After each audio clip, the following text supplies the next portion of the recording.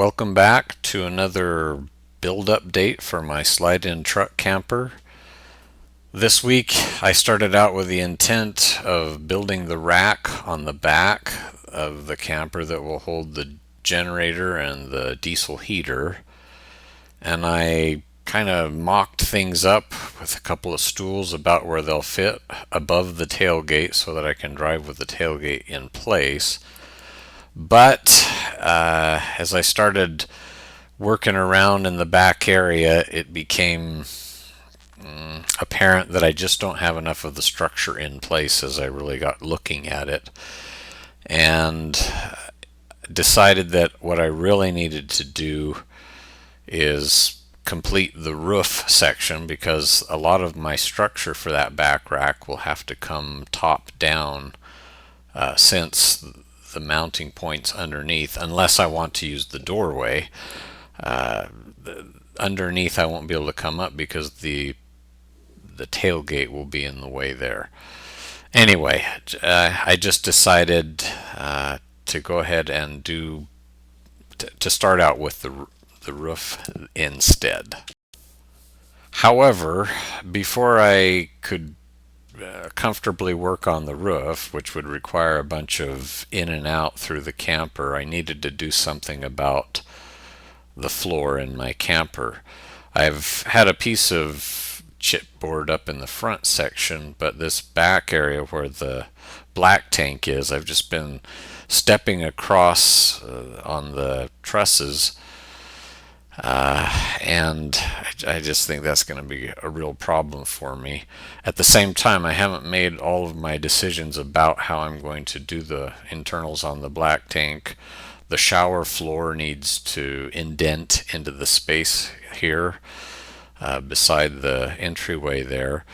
And so all of those decisions, I'm kind of kicking them down the road still, because I'm trying to move quickly right now, meet some deadlines. So I just decided to fashion this piece of chipboard here. It will probably, at least pieces of it, will be resized for the final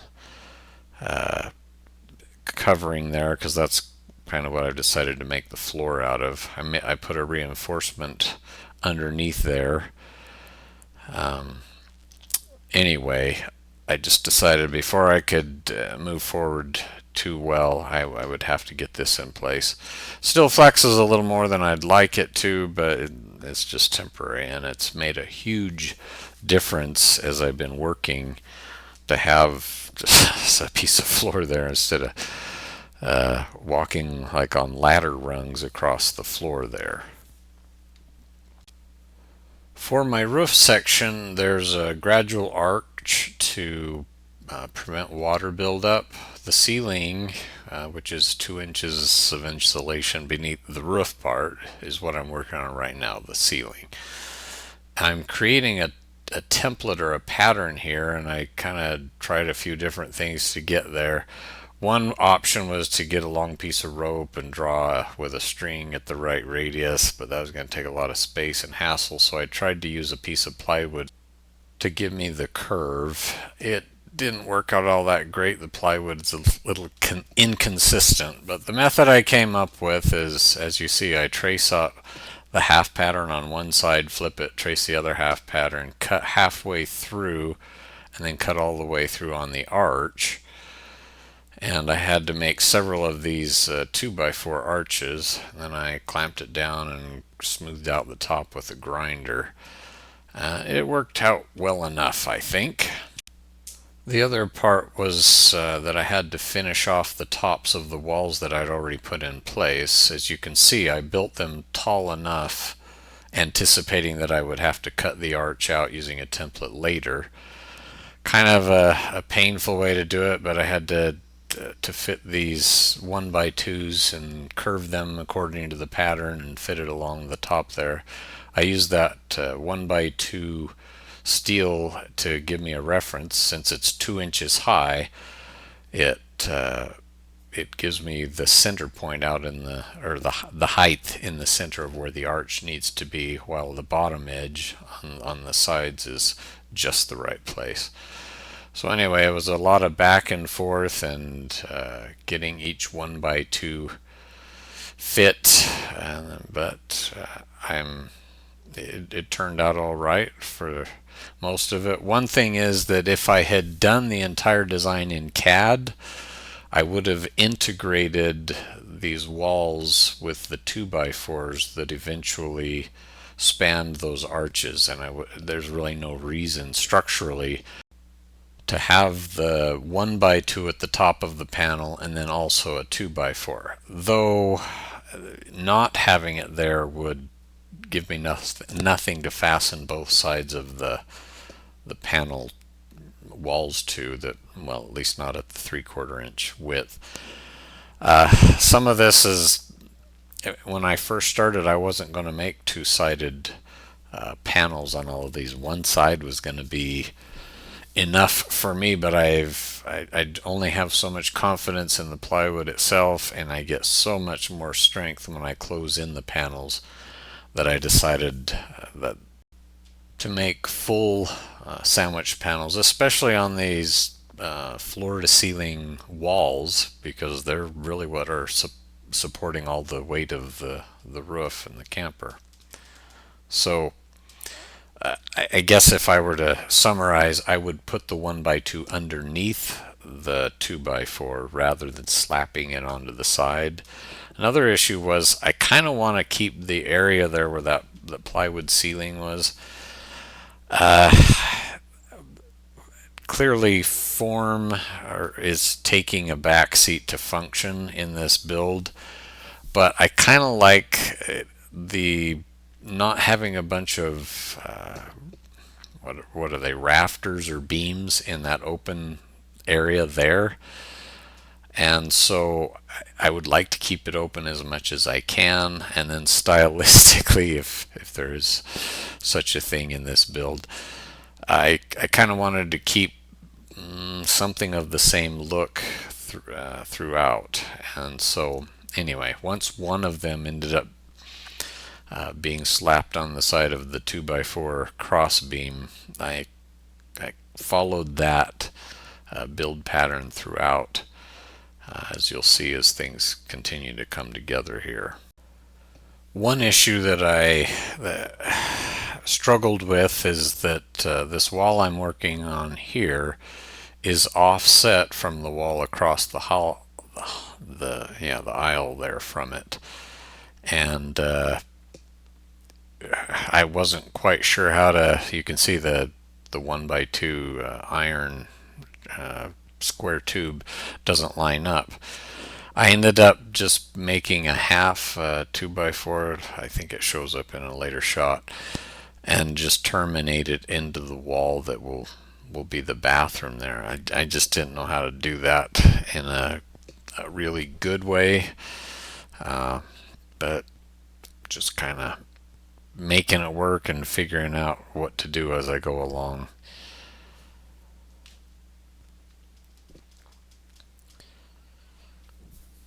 This was actually kind of tedious. I can't say I enjoyed this part that much, but it really felt good getting that plywood on the top, and when it arched and sealed all the gaps,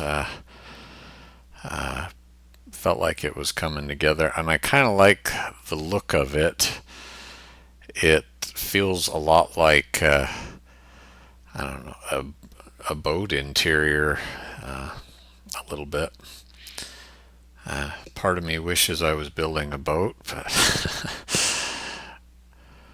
so here's the first, I believe that's the first 2x4 that I'm mounting and putting up.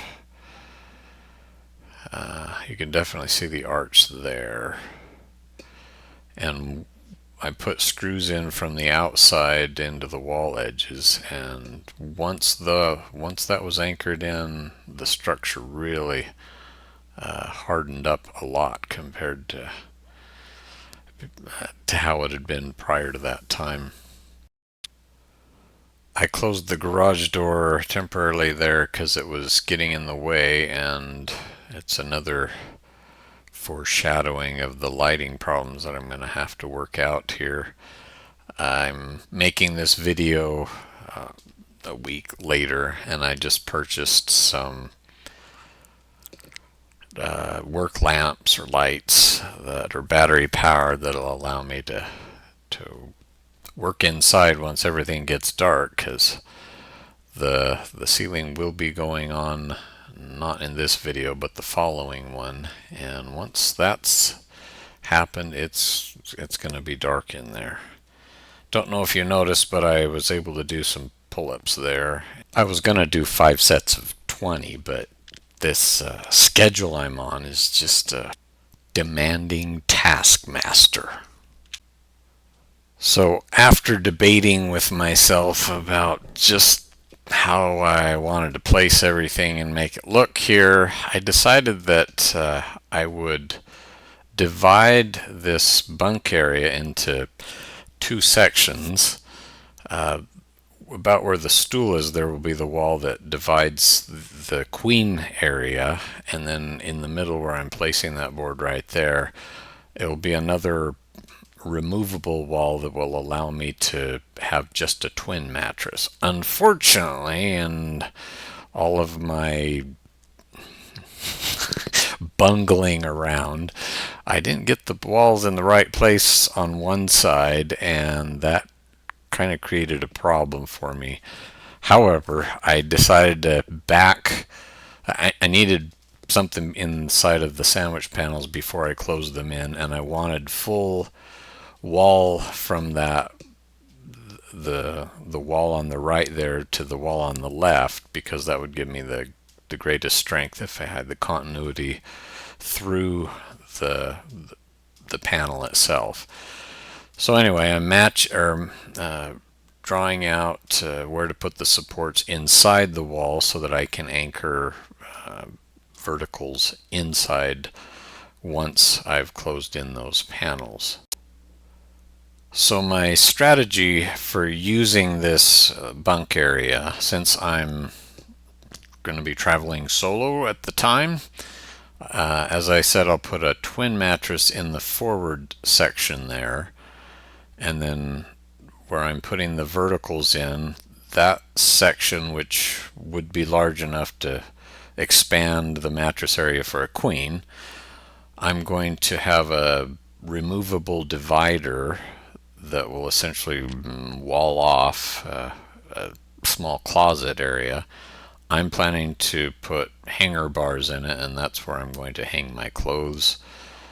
The one on the left here is going to be the right side of the camper, but left side in this shot is a little bit deeper, and so I think I can also put some drawers up in the front.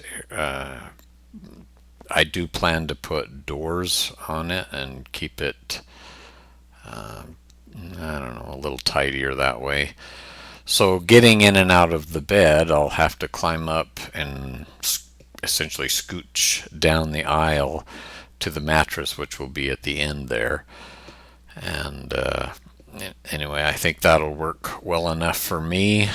I would say you only get in and out of bed once, but that's once a day. But for me, actually, I'm big on naps. My back really appreciates it if I take some downtime, even more than a midday nap. So I will be in and out of there. I expect more just to rest for my back, but I think it'll be manageable.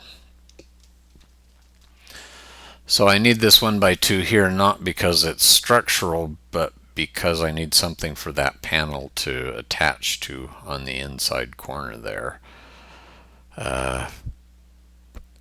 That, if it's not clear, that's actually, I'm working inside of what will be a slide out drawer or pantry area right there. Same thing there.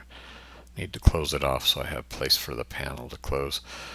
That's also kind of a box truss. The jack stand that supports that part of the camper is right in that area, so it needs to be pretty strong. So I'm not going to holler too much about or complain too much about putting the extra structure there. So here I'm preparing the internal wall panel for the bunk area. Turned out getting it the right dimensions was a little trickier than I had hoped. That diagonal, or that angled piece there, I had a bit of a gap. This is the left, or no, the right hand side of the camper here. You see I'm shaving it off because it didn't quite fit, so I tried it on the left hand side and it was a better fit, but it still had to have some adjustment. And anyway, I finally got it close enough. There's some gaps around the edges that I'll have to put some trim or something around, but overall I think it worked out all right. I'm trying to fit it a little bit.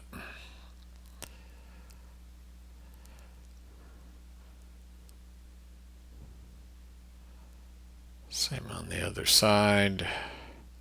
I think that's where I figured out that it was a better fit for that side, which was actually a little relief because there was too big of a front to back gap on the right side there.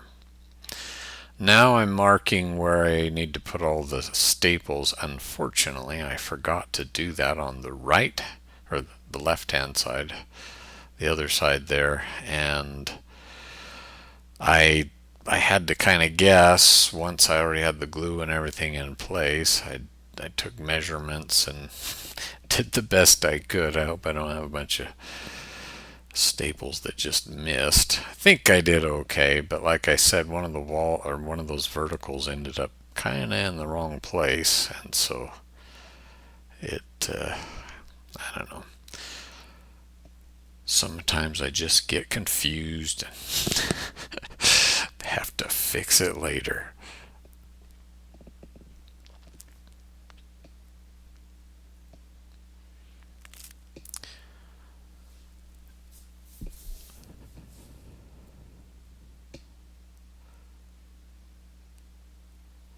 That's where I realized I was missing my marks and had to go make some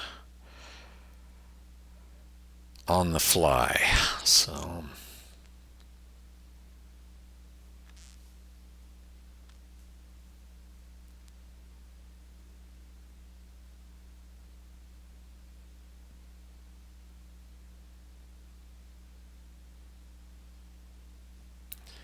and here's just a quick shot of I put two screws in each end of those 2x4 arches. That's what I was doing there. They were sized well enough that they pretty much held in place with friction, but I didn't want them falling and busting out one side once I got it in, so I clamped in a vertical panel. So here's one of the pantry wall panels that will close in the bunk area. Yeah, it'll be between the pantry and the bunk area. And I sized it all up, and it really didn't fit very well because the reality is that nothing's quite square, and you can see me pushing it back and forth, and it comes up and down, so it's not against the wall and the floor at the same time. And in this video I don't actually put it in, but it's already done now a week later, but I had to do some real shaving to get all of that to work out properly. Getting it so this is right over the front wall where the bunk goes up over the cab area. So right there, that's what those artificial or removable second walls, that's where they will be to create the closet space and section off the twin mattress area. So I'll just kind of have to scooch into that space there to get in and out of the bunk area. But that'll give me a substantial amount of storage space on either side that just really doesn't make any sense to just have a big mattress and waste all the space. I thought about putting shelves permanently up by the ceiling area, but at least so far, I'm opting to not do that. I prefer to have the flexibility to put things or remove them, leave it just as open as possible for the time. So here I'm trimming those edges so that when the plywood ceiling goes on, it'll meet flush with those 1x2s, and the plywood won't be poking up above it anywhere. Here I'm putting the screws in from the outside. You can see the arch is a little above that inside edge, but that's because the plywood joins or meets at the outside edge. I'll just be putting liquid nails in there to fill the gap. I'm not going to try and shave it off. So here I'm putting a cross beam in over the top of the bathroom doorway area. I needed something for the 2x4, as you can see there, to terminate against. It's not permanently mounted in this image, but that's what the great room or whatever area ends up looking like. And pre-ceiling, yeah, it is the ceiling. It won't be the roof yet because that's where the insulation will go. But anyway, that's the progress I made. I'm pretty happy with how it's starting to look. I think I really like the way the arch is coming along. I thank you for watching. Next week I will be getting the ceiling on, I think, and then the week after I hope I'll get to the generator and diesel heater and all that as in planned. Thanks again for watching.